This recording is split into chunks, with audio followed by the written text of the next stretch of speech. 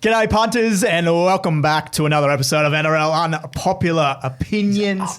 I am your host Ryan Cook and joining me like he does every week, and what a fitting week it is to have him on this show, it's Jharal. Yo, you? Hello, gentlemen. It's good to be back. We did see someone in this building earlier, actually, and that's why you've brought back the G'day punters. The great man. The great man, Jared Timms, was in the building here. It's good to see him. For long-time listeners, Timsy was our former host, big, passionate, manly boy that he is. Shout out. Yeah, it's fitting that he's in the building today as well. It was a bit weird. He just pretended not to know us in the cafeteria. Though. That was that was a bit awkward, wasn't it? He's all about greyhounds now. He's too cool for the rugby league. Well, let's get it on the record. Easy. I've been saying that for years. The only man that impersonates a referee better than Josh Currency. I did get a reference in, Oscar. Nice. I got it in. Yes, it's Oscar Panafex. My new favourite player, Josh Curran. Play on, I say. Shout out to him. Yeah, there's been a bit going on. We need to talk about, obviously, the topic of the hour, which Jharal will lead us into in a moment, but also Reggie Rabbit. Shout out. Can we please? Free my boy. Yeah, I know. Look, it's not a political or anthropological show here, but we need to get a little bit, deal with some humanitarian issues. There's a man called Charlie Gallagher who's under assault from the Australian public. So, That's assault, brother. We'll get into that as well. It's been a juicy 12 hours for rugby league. And finally, the trivia king, it's Liam Fogarty. Big dogs only. Has there been any footy news lately? I haven't really heard anything. Not really, no. Only on this podcast. So this is where you get your best news from, ladies and gentlemen. Like the sands through the hourglass, so are the days of our rugby league. Lives. Well done. Wow. Daly Cherry Evans dominated the news cycle over the last 12 hours. Doesn't want to commit to Manly. That was what we first heard about 6 p.m. last night. He's done at the end of the season. And then, Buzz Rothfield with an absolute bombshell on 360 last night. What about, I don't think I've ever tuned into 360 like I did last night, just purely to see the circus unfold. It was the first time I'd watched it, and then 100% footy back to back. Did you guys turn it on before? I had like a spidey sense at like 5 o'clock last night. I was like, maybe I should just turn on NRL 360 night. Didn't do it. And then this shit happened a little later. The phone's blowing up. Yeah, I had people over last night. It was one of my mate's birthday, so I was watching no television, and then my phone just was going off like crazy. And you got to think, like, at 6:30 at night, I just didn't, like, my phone was just going off. I was like, what's going on? And my watch is buzzing, and my missus is like, everything all right? I'm like, I'm not sure. Don't know what's going on. Go over to my phone. I was like, well, clearly not. What a circus last night. The fact that on 360 it had unfolded that he wouldn't sign with Manly, and then Manly come halfway through 60 and they've offered him and put on the table a 2-year contract. Bizarre. Pretty crazy. How do you see that? Is that basically Ches calling their bluff and then Manly's panicked? Yeah, I in a Manly sense, you've got to think he's a one-club player. You'd never want to lose your captain. So, I mean, I think I said to you guys off recording here, he's very intelligent, Ches, and the way he goes about stuff is very calm. That's not what you said. No. He's very the way he goes about stuff is very, very calm. I think we can all agree on that. He's calculated. He's very calculated, and this wouldn't have been an overnight, issue with his family or anything like that. So this has obviously been in talks for a while in the household down there and in Manly, and I'm just interested to see where this goes. From a friend's perspective, I just want obviously the best for him and his family, and what that means, I don't know yet. I'm sure in the next, coming months, we're going to hear a bit more about DCE and where he plays or if he retires. You were very coy in the group chat when we were blowing up about this. When the news first broke, you're playing dumb. I don't know if you knew prior. Do you want to divulge that or not? I didn't know that he was going to do this, but I knew I did. In a way, there was, as a friend, you've got to understand there was always going to be, I don't know I didn't think he was going to leave Manly. I just knew that there was a conversation I'd had with him last year whether he was going to go play footy again, and that he was comfortable with continuing on at the stage. And I'd obviously been to Vegas with him. So what I can remember of Vegas and the conversations we were having, I think it was more around the sense of if he was going to continue playing footy. That was a conversation I always had with him. Was this around that Christmas period that he spoke about on 100% Footy? Yeah, correct. Yep. Yeah. Because I caught up with him New Year's Eve, and that was more... Well, I think we never really talk about footy, but my question always to him is, you're getting old, but he doesn't look like he's slowing down. We even spoke about it in round one. Like, he looked like he was just... playing out of his skin, a new lease on life, and until he had that sciatica and that footage of him like this, you think there's the back page. Is he too old to play the game? Yeah, so I think it's just more the sense of he's obviously spoken to people very, very close, and that would be to his family, Vest, and I would say his kids and his parents, and yeah, it's going to be interesting to see where his decision lies.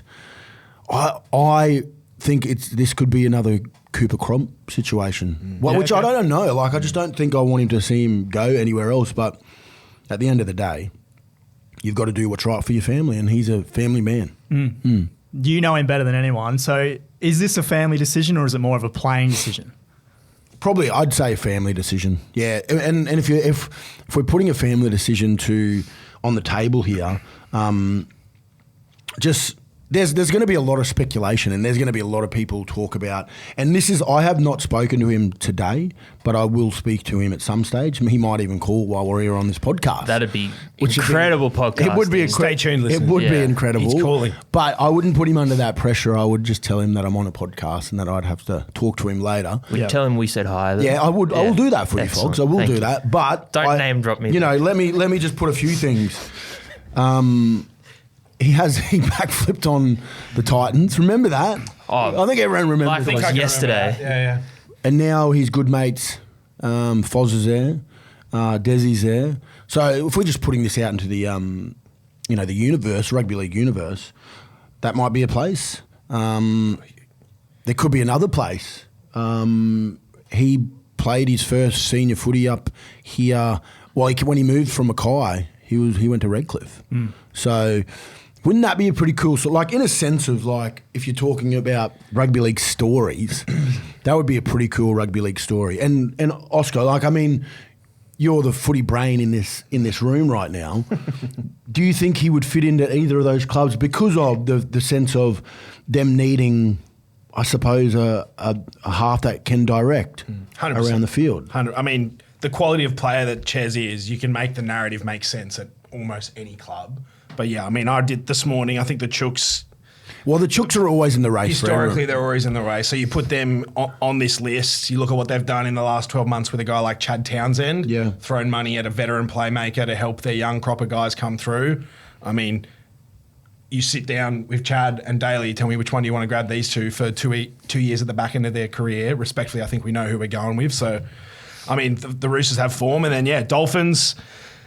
You play Isaiah Kartora at 6 for another couple of years and let him develop. You could say that they're both 7s, but look what Brisbane are doing with Hunt and Reno at the moment, with 2 7s on the field at the same time and a strike fullback like Reese. You could see that working at Redcliffe with the Hammer. Titans, 100%. I think on vibe, that's where I think it makes the most sense. Yep. Kieran Foran's off contract at the end of this year, so they'll need an experienced player in the spine for next season.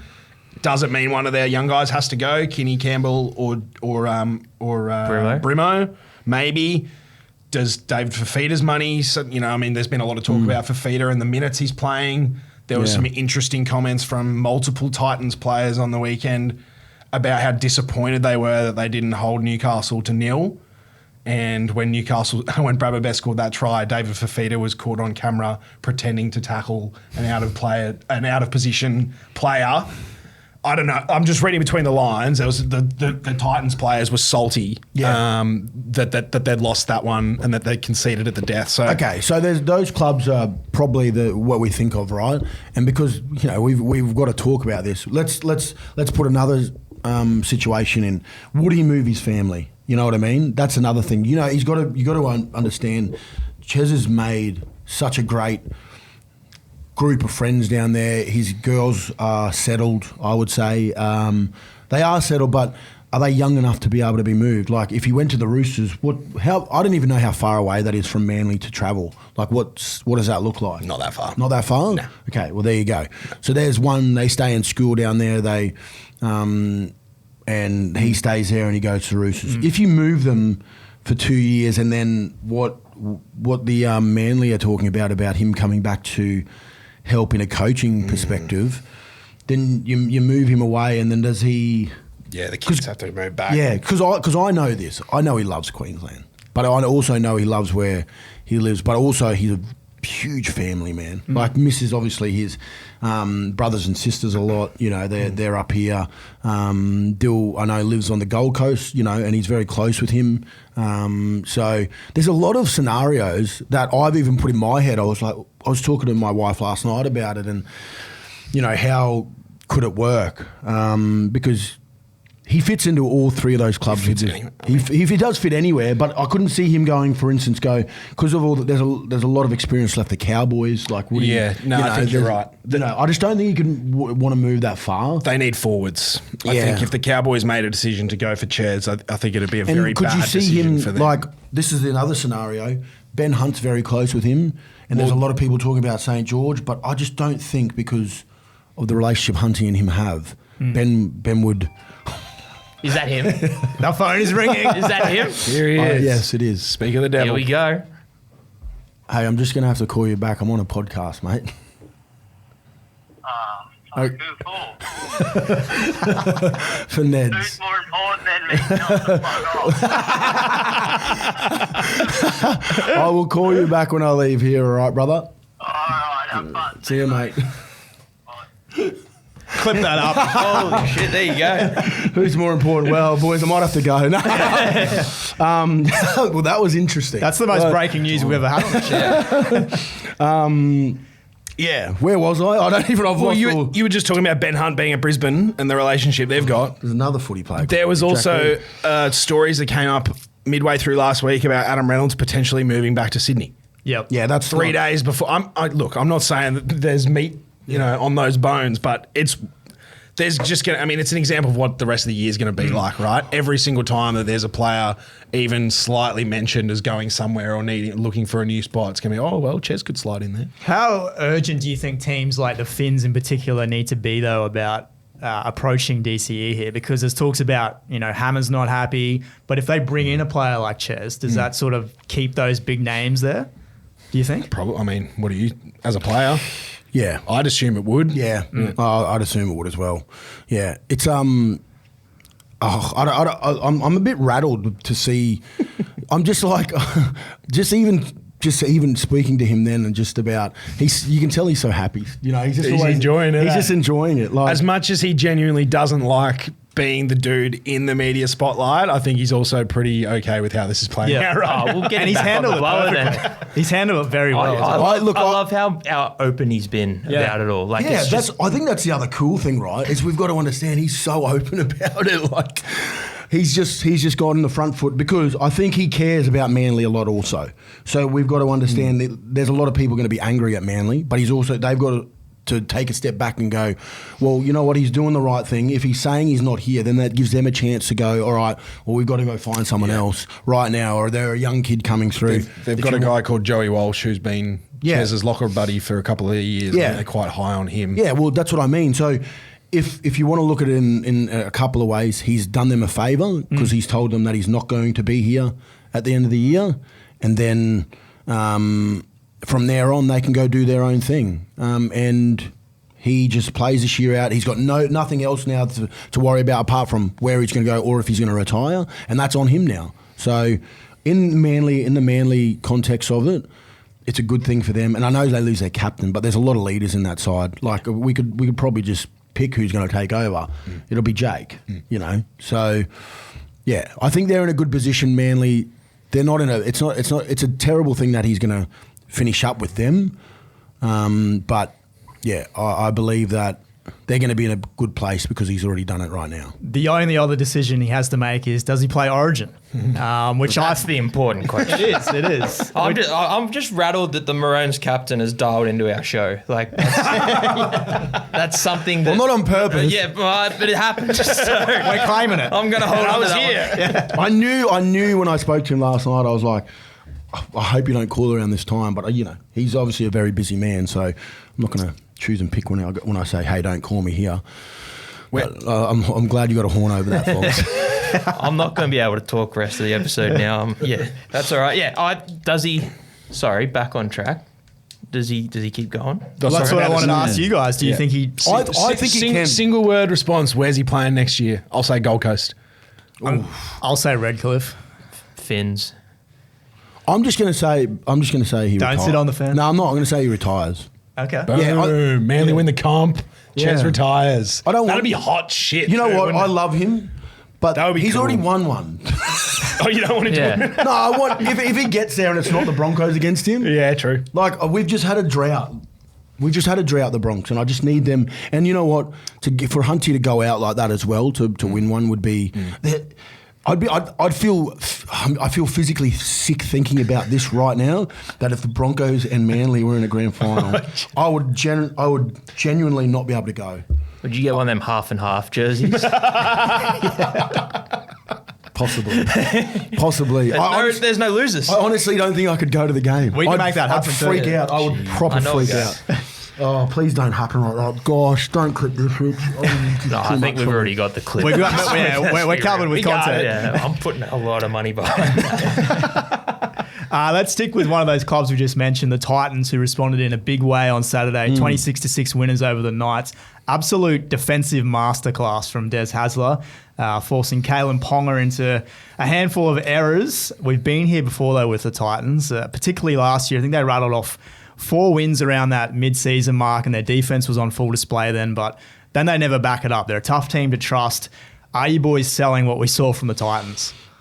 Yeah, I didn't mind them. I mean, there's got to be at some stage under Des, they've got to turn a corner, right? Yep. Because we know how much of a good coach he is. And we said last year they would take a year to adapt to his way to playing footy. If they're going to win, if they're going to go close to being in the top 8, defensively they've got to be sound. I think they've got the attacking power, and now they've obviously, it took them a week to really get into it. But yeah, I think they're going to go well this year. If they play like that, I think they'll be a lot better than they were last year, and they put themselves in chances. And Tino, having no Tino last year is huge for them. He's a marquee player. He's their captain.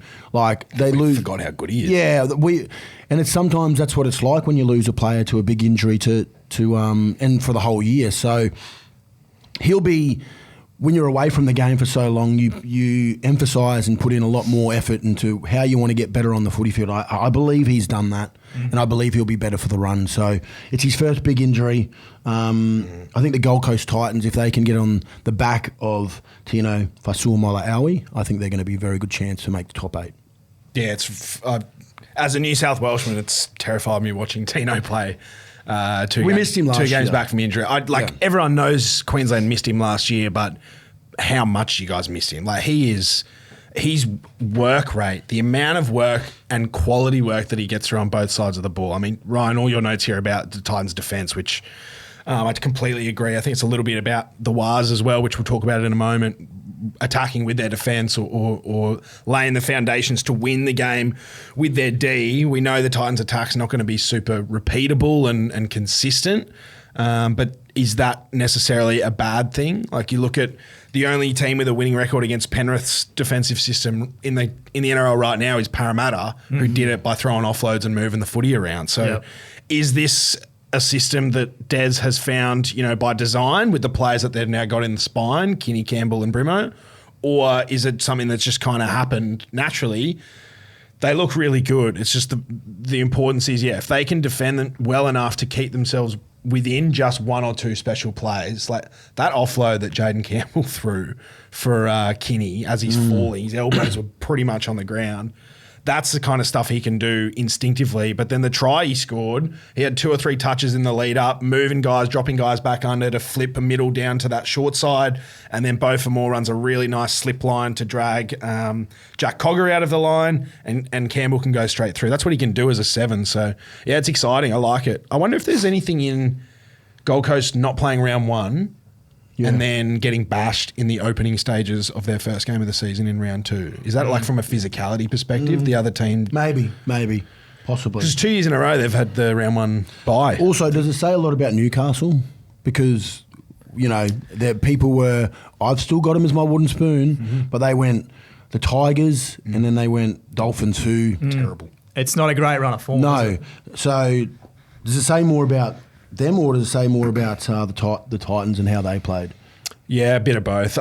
I mean, I've been as critical of Newcastle as anyone to start the year. They were missing Kai Pearce-Paul and Dylan Lucas, so both their edge players, and they were also missing...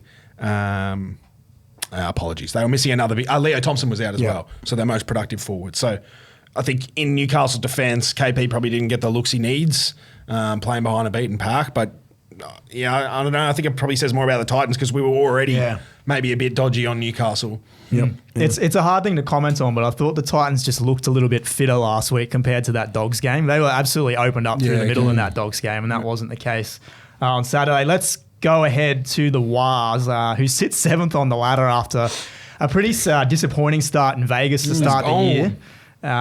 Oscar, you've already kind of touched on defense with New Zealand and that setting up their attack. Andrew Webster kind of hinted in the post game after they beat the Roosters. I think it was that Friday night. Yep.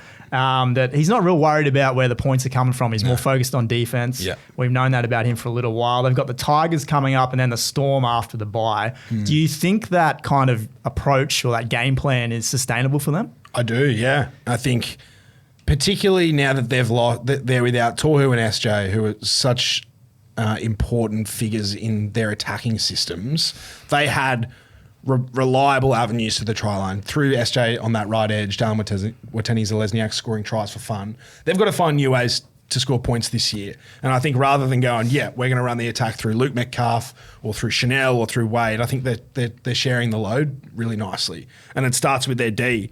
Fisher Harris through the middle is personifying this effort from the Wars to play field position. They seemed really they felt patient to me. It felt like Penrith, like they were trying to emulate what Penrith do: field position, dropping guys back under, putting a lot of fatigue into the Roosters' middle, and then their most repeatable action right now is just give the ball to Ali Lautoa. He is an absolute rugby league problem at right centre.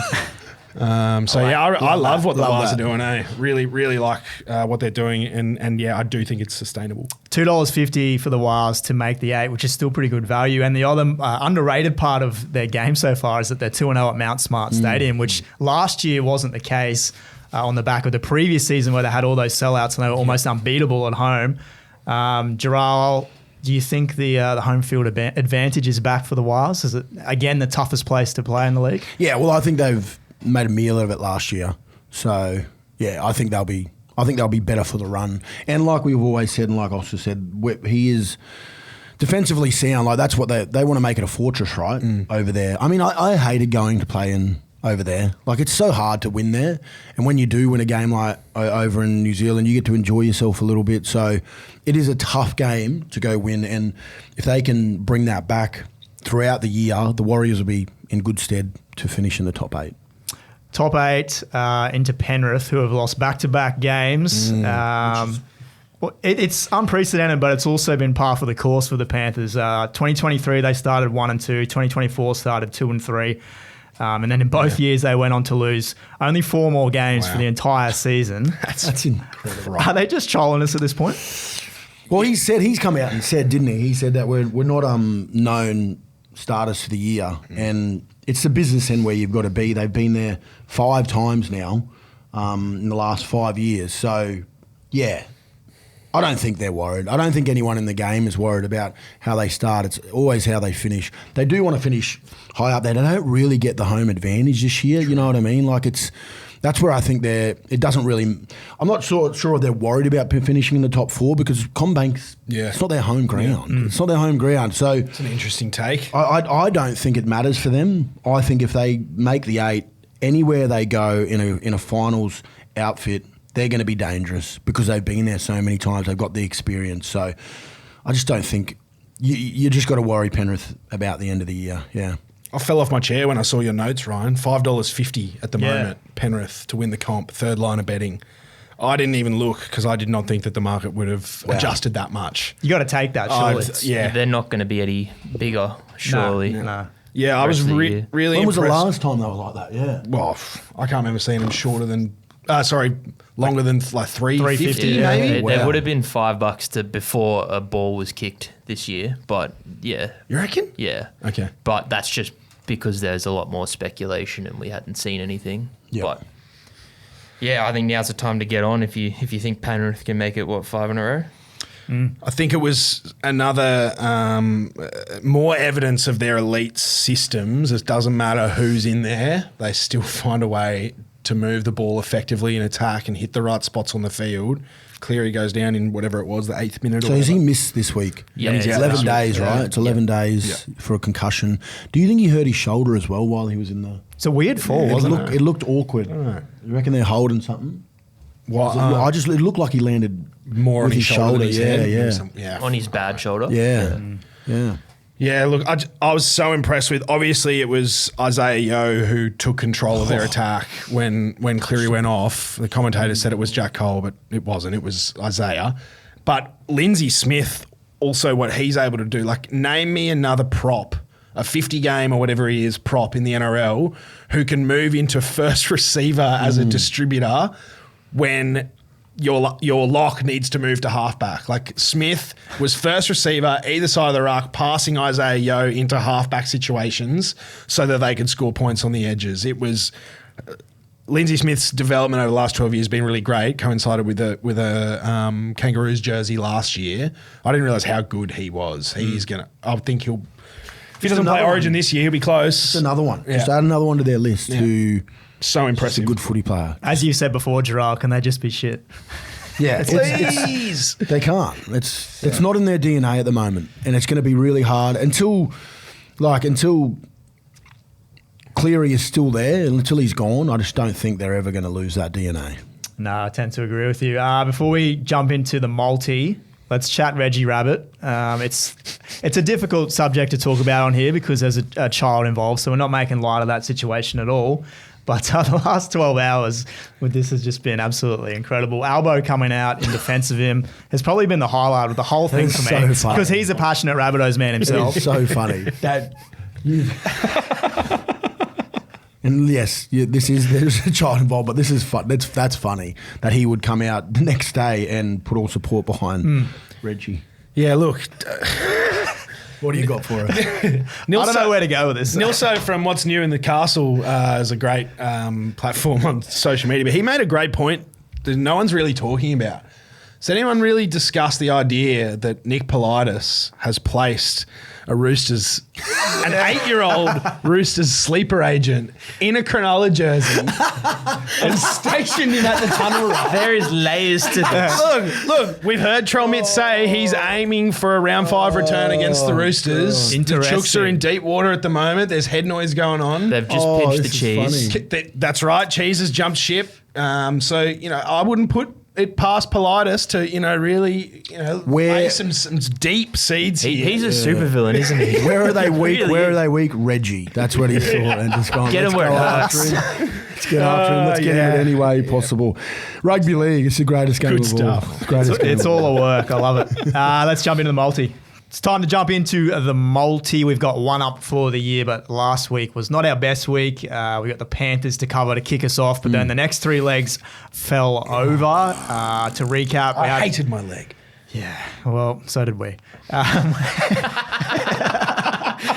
That's That's savage. So we had Penrith to cover, then we had the over between the Wales and the Roosters. That was your leg, Didn't get Jharal. going, did it? No. Yep. Over in the Bronx, Cows, and then the Finns to beat the Tigers. That was a crook watch. Flaccid fins. Never again for me. Nah. It's my last bet on Redcliffe. Yeah, but you this can't year. do that. That's the thing. That's my last bet on It's Redcliffe hard this if you year. if you start just My last putting bet. if you start putting a line through them, then when we come here, you go, oh no, No more Redcliffe. What do I do now? No more Redcliffe for me in 2025. Straight down the barrel, that one. Unless Ches signs there early. So the records as it stands, myself, Jharal, Fogs, all sitting at 2 and 2. Oscar 1 and 3. As we've said before, there's a tattoo on the line There at the end is. of this year. And I'm infamously pathetic under pressure. So this is going to get interesting if I can't land one this week. Michael Cheekham, I can already see your face on my thigh. Jharal, you got the first leg for us. Yeah, I'm going in the Sydney Roosters and Gold Coast game. I'm going to go the unders in the total points in that. It's $1.90, Ryan. So chuck that in there for me, thank you. 50.5 is Yep. the line for that one. I'm going to take the Dogs to cover against the Storm on Saturday afternoon, but I'm going to have the alternate line plus 10.5. Can you put this in our group chat as well? Yes. Because I always forget what our other legs are. So can we just screenshot and put it in our group chat? That's been good for your wallet, though. Yeah. Historically. Fogs, you're next. It's even money in the Cowboys and Raiders game, which I think is ridiculous. I'm backing the Raiders to win that one. I think $1.90 is a very good price for Yeah, them. they're going to go for, oh gosh. Yeah. Owen. Michael. Wilson. Luke? Oscar, you got the last leg for us? Yeah, up the Waz against the Tigers. I have already bet on them head-to-head, but because I'm a coward and I need a win in this multi, I'm going to take the line. Are you? Plus 3.5. Ooh. Waz. The fourth place Tigers scary too. still, I'm just though. looking at that. Isn't that strange? Big bunch of pussycats. There is no, I think you're talking about big wave of mana coming in the form of James Fisher-Harris on Sunday afternoon. Yeah, and that's a Sunday afternoon game down there in Campbelltown. On the anchor leg. Yep. Wow. Yeah. Oh, don't ruin my weekend. I feel nervous already. Because if we get all through, I mean, we're up with our tattoo bet, but If the Tiger, anyway, up the Waz. That's sold us. Got to be confident. To recap, we got the under between the Chooks and the Titans, the Dragons to cover plus 10.5 alternate line, Green Machine to beat the Cows, and then the Waz to cover plus 3.5 at Campbelltown, $11.31. That'll be available in Ned's open groups. yeah, good bet. Get on it, boys and girls, ladies and gentlemen. Jarrell's getting on it. He said so. Always. Yeah. Let's get out of here, boys. What are we looking forward to this weekend? Well, I'm I don't know if you guys know, but I'm sporting a few things today. I actually went on Kevy Walters. I did a bit of integrating into other podcast world, and I went to Kevy Walters' podcast. It's called The Inside Ball. So there's my story on there. So that'll drop. What's today? It is Tuesday. So it'll drop tomorrow on there. Sick. So go listen over there. It's pretty good. It's just Kevy and me, which was Dobbo's on there as well. But we're I was trying to picture who the other person was. So Kevy just interviewed me. So it's a really good listen. Well, I mean, if you like listening to old boys talk about their career, that's what it's all about. And then in my hat, the other Walters boys, they've started up their own company. It's a nice hat, too. It is, the Walters Project. Billy and Jake have started a company. They're both chippies. So they've got some really good merch. So, yeah, I'm wearing the Walters family. Feel free to hook us up today. Yeah. Time. Well, look, Yeah, I'd love to go on Kevy's show. we should get Kevy on here. Yeah, make it happen. Do you want to do that? Yeah. Yeah. I'll get him on here. All right. Let's do that. We'll hold you to Which it. one of Don't us has show to- him the episode where we tore strips off him. Where you still Yeah, the one that you weren't on, actually. Which one of us has to drop out for Kevy to get a start on I'll this? probably go hide. No, we'll just put Fogs in the corner. He'll love it. He'll just be sitting in the corner doing weird shit. What's new? Yeah, sounds like a normal week. Oscar, anything on? No, I've got nothing for you. Yeah. Nothing for you. Now, Sorry. correct me if I'm wrong, but I believe it's Ben Hunt's birthday this Thursday. Have I got that right? Yeah, that is correct. Any plans there for him? No, just win your footy game on the weekend. They got a big game on Your Friday. 9-ball. Yeah. They do. Yeah. So get up and dozer. Look, he probably won't.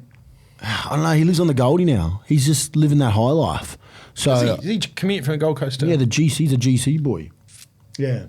So he'll probably do something down there, the weirdo. I don't know. Burley Path. That'd be a bigger drive than Ches going to Bondi. From Well, Manly. is it? That'd be a big. Yeah. I don't even know. With the traffic this is and how. stuff. This is how. You gotta hit the I don't ferry. even know Sydney. I don't know how far away. It'd be similar. Like it'd be a similar commute. Yeah. It's only 40 minutes from the Gold. Yeah, but Sydney's worse traffic. Well, there's 14 tolls between Manly and Bondi. Cost you $100 bucks. Yeah, so if he's getting a $2 million contract, I was going to say, I he's don't think getting Ches worries about tolls. half of that's going on the tolls. Jeez, a year. Gosh. Anyway. Fogs, anything on? Well, yeah, the biggest game of the round that we haven't talked about at all, Battle of Brisbane. Looking forward to that a lot. Finland. Will it be a battle? Absolutely not. And we'll- We're gonna And what we'll do we welcome Tones back? I know it's only Tuesday, but teams will come out this afternoon. I'd say Katoni will be in, and I'd say that Gemmet Shibasaki will probably retain his position in the centres as well, which is huge because Agreed. Dean Mariner, obviously we've seen him in the past attacking wise, but I think Gemmet Shibasaki's been playing some really good footy for the Broncos defensively too. Dean goes down and plays South Logan. Yeah, which Sucks for whoever's Yeah, imagine Yeah. 40-hour work week trying to catch up to him. No him and chance. Nelson just lining up. Gosh. Oh, Nelson played against the Hunters last weekend. He was literally twice as tall as some of those boys. And he That's got not done fair. for a couple of head highs. But that's all from us, Ryan. Very good. Yeah. Very good. Pissing down rain up here in Brisbane on Friday, so that should be a Yeah. interesting one as well. Oh, awesome. Love that for us. Yeah. Well, the Dolphins should win then because they can swim. Okay. That's just a... That'll get us out of here. That's the horses and dolphin. That's just if you're into animals. What you know. about a seahorse? Like Ever the thought animal? about that? Oh, yeah, true. Maybe we transform. Buck does. Thank you, Oscar. Get us out of here, Thank you, JYY. Thank you, Fogs. Stop! We'll be back next week. What's gambling really costing you? For free and confidential support, call the number on the screen or visit the website